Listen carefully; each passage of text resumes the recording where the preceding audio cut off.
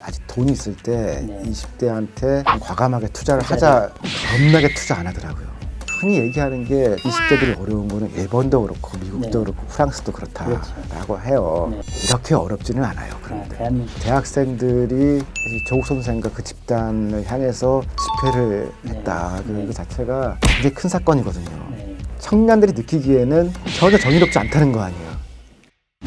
안녕하세요. 찾아가는 전문가 인터뷰 썰태양 TV입니다. 오랜만에 인사드리는데요. 미래당 공동대표 오태양입니다.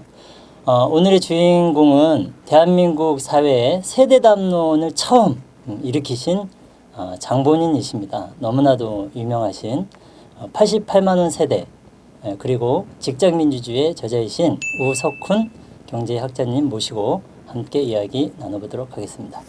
반갑습니다. 네, 안녕하세요. 네. 88만 원 세대 출간된 지가 2007년이니까 10년이 좀 훌쩍 넘어가는 것 같습니다. 그동안 대한민국 많은 변화가 있었죠. 대통령도 바뀌고 촛불혁명도 일어나고 한 10년 정도 책 쓰시고 바뀐 것과 바뀌지 않은 것 어떤 것들이 있을까요? 그때는 그러니까 2006년, 7년은 그렇죠. 네. 또 한국 경제가 좋았을 때였거든요. 네, 네. 근데 제가 이렇게 좀 분석하면서 전망을 해보니까 이 청년들이 힘들어질 것 같더라고요. 그래서 그게 그냥 몇 사람 힘들고 마는 게 아니고 네네. 그러니까 성장 잠재력이라고 할까요? 네네. 자기 성장률이라고 보통 부르는데 그런 걸 까먹을 것 같아요.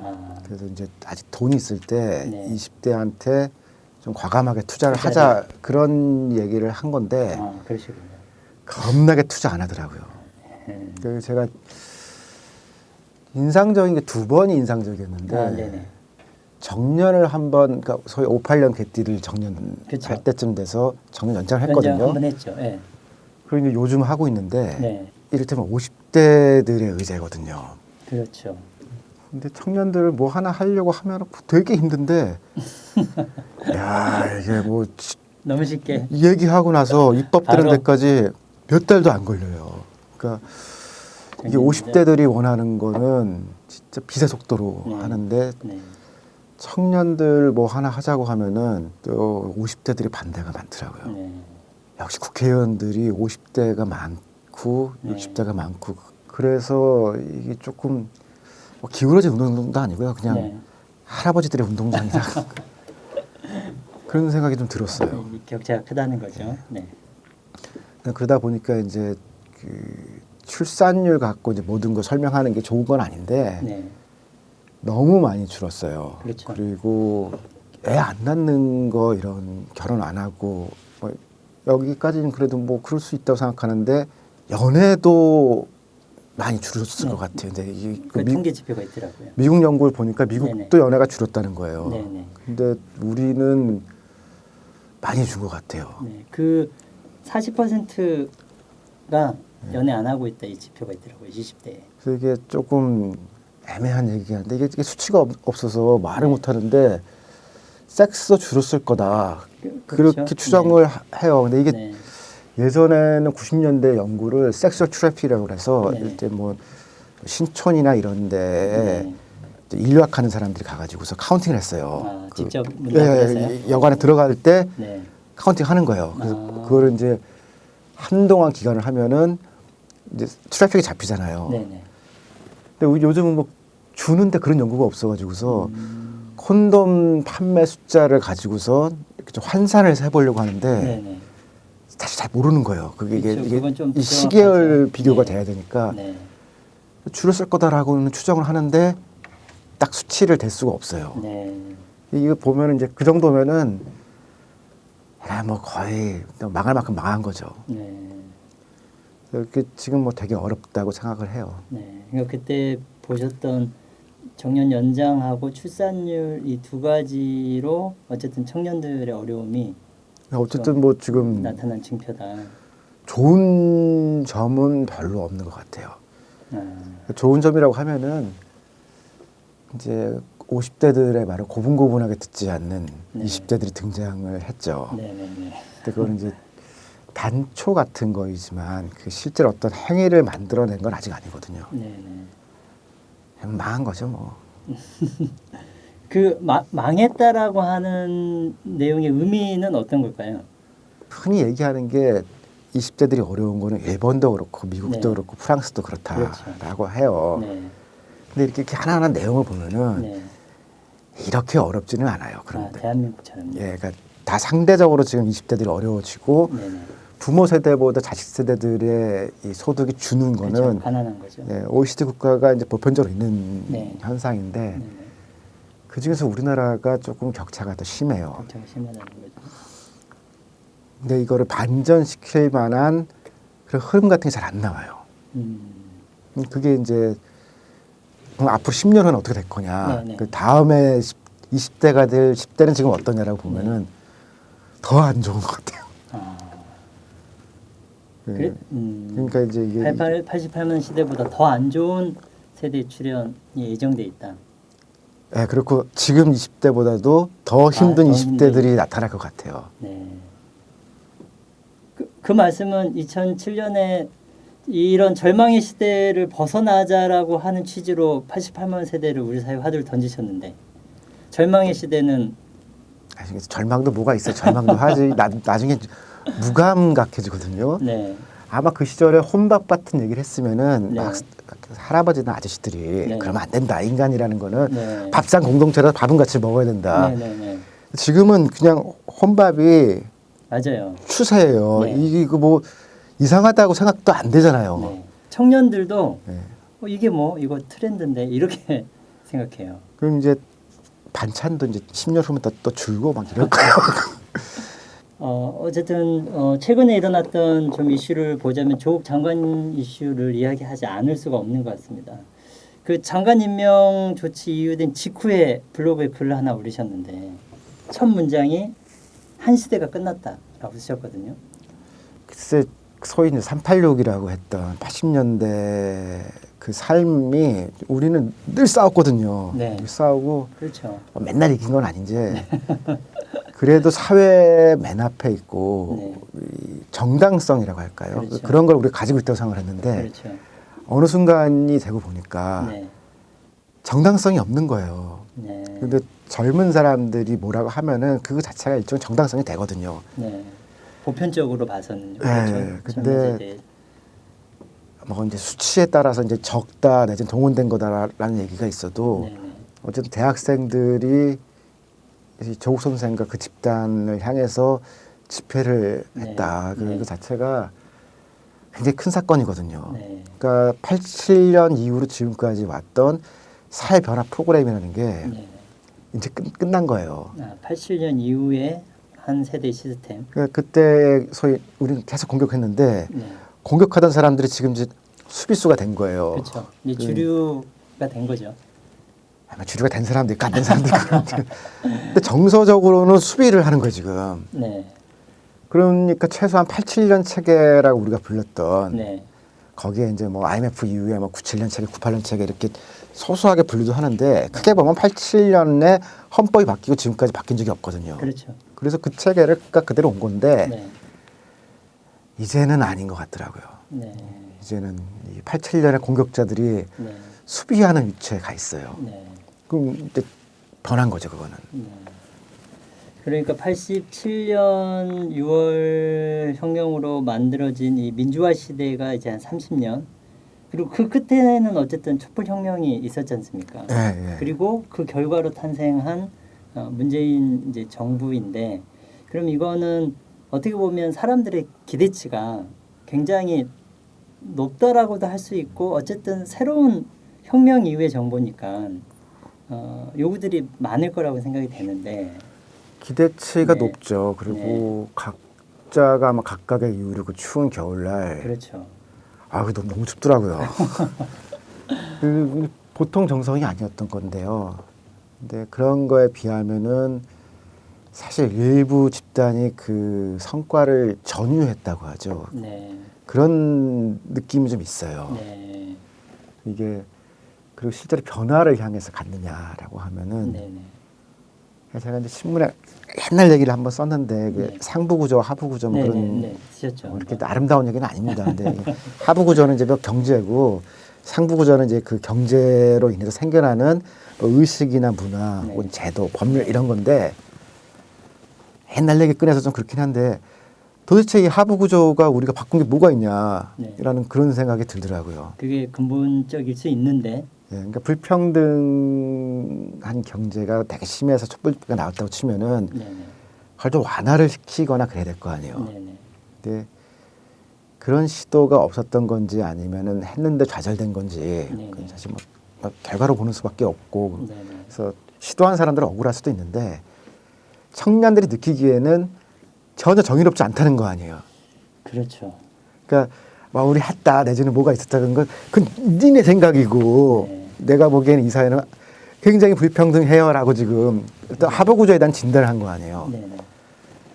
가슴 아프죠. 네. 그러니까 실제 변화는 하부 구조에서 뭐가 생겨야 네네. 생기는 거거든요. 네. 그 뭐 말로 하고 생각은 뭐 모르겠지만 집에 가서 먹고 사는 게 좀 나아져야 되고 주거가 좀 나아지고 뭐가 있냐 이거죠. 그 여전히 불평등하고 라고 이제 이때가 생각을 했던 게 저는 가슴 아팠던 것 같아요. 네. 박사님 제가 뭐 변론하려던 건 아니지만 그걸 운영하는 지금 분들의 입장에서는 최저임금도 그래서 올려보려고 하고 비정규직도 이거 좀 바꿔보려고 하고 하여튼 여러 측면에서 우리가 해보려고 하는데 이 반대파들의 이 뿌리 깊은 흔히 적폐라고 하는 이 뿌리가 너무 깊어서 어렵다 이렇게 에이, 또 이건 뭐 말하거든요. 그건 어떻게 봐요? 저는 해볼 수는 있는 얘기인데요. 네. 이를테면 조국 장관을 위해서 썼던 힘에 네. 몇 분의 1을 썼느냐 그 일을 위해서라고 하면은 10분의 1도 안 쓴 거거든요. 네. 근데 더 많이 써야 되고 더 많이 사람들을 배치하고 뽑고 그런 일을 했었어야 되는데 그 영역에서요. 아니 이거 생각해 보세요. 그 뉴스든 아니면은 뭐 청와대에서 나온 뭐 발표든 네. 소위 하부 구조와 관련된 게 뭐가 있냐라고 하면은 네. 이제 최저임금을 위해서 조금 노력했음. 네. 외에는 없는데 소득과 관련돼 있는 많은 제도가 있을 수 있고 그렇죠. 생각을 해보면은 많이 있을 수 있는데 네. 과연 우리가 충분하게 경제와 관련된 사람들을 뽑아서 발탁해서 전진 배치 시켰냐 그리고 그게 중요하다고 얘기를 했냐라고 하면은 뭐 별로 그렇게 기억은 안 나요. 그냥 네. 해보려고 했는데 그것도 수없이 노력한 수많은 것들 중에서 네. 이 일단은 빈도수로 한번 따져보자 이거죠. 네. 그냥 하는 척했다고 보는 게 좀 냉정하지만 네. 현실인 것 같아요. 최근에 청년과 관련돼 있는 이제 청와대 담당관을 뽑고 만들었는데 맞아요. 네. 이게 듣겠다는 거거든요. 네. 아니 그러면 얘기를 안 해서 못한 건가? 뭘 집행을 하는 것 쪽에 사람을 배치할 거냐라고 네. 하면은 지금 듣겠다는 거예요. 이 소통과 듣는 것 위주로 돼 있는데 그럴 땐가 지금이 이거는 좀 인간적으로 네. 말도 안 되는 얘기거든요. 그 듣는 거는 평소에 많이 듣고 네. 얘기는 평소에 많이 하고 집권 지금 반 넘어가는데 지금은 네. 뭘 할 때 아니에요. 네. 근데 제가 진짜 이상한 거는 지금 듣겠다는 건 이상한 거다. 그거는 뭐 꼭 청와대에서 하지 않더라도 네. 다양한 루트를 통해 살 수 있는 건데 네. 이미 그런 정보도 많이 있고. 근데 그게 네. 문제라고 얘기해 줄 사람도 없는 거예요. 아 지금은요. 지금은 이렇게 하면은 사람들이 다 보다가 아니 지금도 들어서 또 한 1년 듣고 그러고 나면 다음 선거인데 어떡하실 거예요라고 그래서 지금은 하는 흉내라도 내야 된다라고 얘기해 줄 사람도 없는 거 아니에요. 그러니까 뮤실행정 소리 듣죠. 그래서 우리가 이렇게라도 하면은 이게 어디냐. 아 근데 조국은 너무 열심히 한다. 그랬던 거에 비하면은 그게 좀 아쉬움이 남죠. 그 과감하고보다 근본적인 개혁 조치들이 각 영역에서 필요한데 그 이게 그때마다 교육 정책도 마찬가지였던 것 같거든요. 원래 자사고 특목고 폐지였는데 이게 약간 이것도 사실 좀 타협해서 지금 이렇게 하잖아요. 그렇게 할 때 한쪽에서는 그거에 대한 저항하는 세력에 대한 문제 요거 하나 말하고 또 하나는 이 개혁의 주체라고 하는 영역이 역시 그 부분에 대한 지분이나 기득권을 갖고 있기 때문에 이게 사실은 근본적 개혁이 안 되는 거 아니냐. 이 두 가지 요소를 다 이야기하는데 어떻게 보세요, 이 부분은요? 그렇게 따지면은 네. 뭐 고치면 안 돼요. 그러니까 우리나라도 경제 커져서 네. 뭘 해도 모두가 이익을 보는 정책은 이제 거의 없고 그렇죠. 그런 건 이제 옛날에 벌써 네. 다 했고 네. 이제 누군가가 손해를 보고 누군가는, 네. 그렇게 돼 있어요. 네. 그러면은 이거를 선진국이 될수록 더 복잡해지거든요. 네. 그냥 일단 우리가 못 살던 시절에는 뭘 하면은 기분만 나쁘고 네. 상대적 빈곤인데 지금은 뭔가 바뀌면은 돈의 배분이 바뀌어요. 아, 그러니까 구조 자체가 바뀐다는 거죠. 예, 그러니까 이건 손해 보는 사람이 있는데 네. 그래서 그거를 오래 얘기를 하고 네. 우리가 망하게 생겼으니까 이거는 합의를 하자라고 그 기간을 많이 가져야 되거든요. 네. 근데 제가 이제 지금 현 정권이 이상하다고 생각하는 거는 이걸 앞에서 토론하는 시간을 줄여요. 네. 네. 줄이고 언론에 던져보듯이 해서 네. 좀 안 좋으면 또 빼버려요. 빼버리고. 근데 이거는 이 초기 의견하고 후기 의견이 다 다를 수밖에 없거든요. 네, 네. 그거를 길게 논의를 하고 그리고 합의를 하고 좋아. 그럼 손해보는 집단은 어디든지 네, 보자. 네. 그래서 손해보는 집단한테 어떻게 이걸 보상을 하거나 그렇죠. 보완을 할지 그렇게 해서 합의를 이끄는 건데 그렇게까지 열심히 할 생각이 없는 것 같아요. 그럼 어떤 개혁도 할 수 없어요. 그러면은 네. 지금 반대가 다 있거든요. 네. 대표적인 얘기로 이거는 진짜 이상한 건데 그 사립 초등학교가 있고 네. 국공 초등학교가 있거든요. 그렇죠. 그러면 사람들이 돈이 많아서 이제 나는 우리 집에는 처음부터 사립을 보내서 네. 인 줄 알았는데 이 상당히 많은 엄마들이 직장에 가야 되는데 네. 국공립에는 버스가 없는 거예요. 스쿨버스가 없고 사립에는 있거든요. 있고, 네. 그러니까 저기다 돈을 내면은 그래도 버스가 오고 가는구나라고 돼 있는데 네. 이것도 단편이고 네. 우리가 사실은 뭐 출산율이나 뭐 여러 가지를 볼 때 네. 그 어린이집을 포함해서 한 초등학교 2학년 때까지 스쿨버스를 해줄 예산이 없고 돈이 없는 나라는 아니에요. 그렇죠. 하면 네. 되는데 그렇죠. 이게 이제 한 번 시행을 하려고 그러다가 네. 저기랑 부딪혔더라고요. 그 마을버스. 아. 왜냐면 갈 때 마을버스 타고 가는 사람들도 있는데 그렇죠. 그렇죠. 그냥 스쿨버스를 대면은 마을버스의 매출액이 주니까 마을버스가 어려워진다. 네네. 그것도 다르게 풀면 되거든요. 그렇죠. 네. 그래서 이게 지금 안 되고 있는 거예요. 아, 그럼 그런 이해관계가 충돌할 때 네. 그거를 적극적으로 부딪히지 않는다는 건 그거는 저기 뭐 표 때문에 지지율 때문에 그럴까요? 귀찮아서 그래요. 왜냐하면 이게 한쪽에서 싫어하는 사람들이 있더라도 또 이익 보는 사람이 생기니까 그건 경우에 따라서 표가 더 생길 수도 있고 덜 생길 수도 있거든요. 네. 학교급식 같은 경우가 그랬는데 네네. 학교급식으로 수혜받는 사람들이 과연 표를 줄까? 네네. 근데 학교급식 때문에 뭔가 손해볼 사람들은 확실히 반대할 거다. 네. 근데 해 보니까 결국은 그렇게 많은 시민들이 그거를 좋아했던 거 좋아하니까, 아니에요. 네. 그러니까 이제 이 차이는 학교급식 같은 경우는 시간을 많이 가지고 논쟁을 하고 토론을 하면서 그렇죠. 자리를 잡은 거거든요. 저 무상급식 논쟁은 상당히 뭐 예, 메인 몇 년간 이슈였죠. 갔죠. 네. 그러니까 이 앞에 논의나 토론 과정을 빼면 네. 효율적일 것 같은데 선진국의 특징은 그거를 빼고는 아무 일도 할 수 없는 거거든요.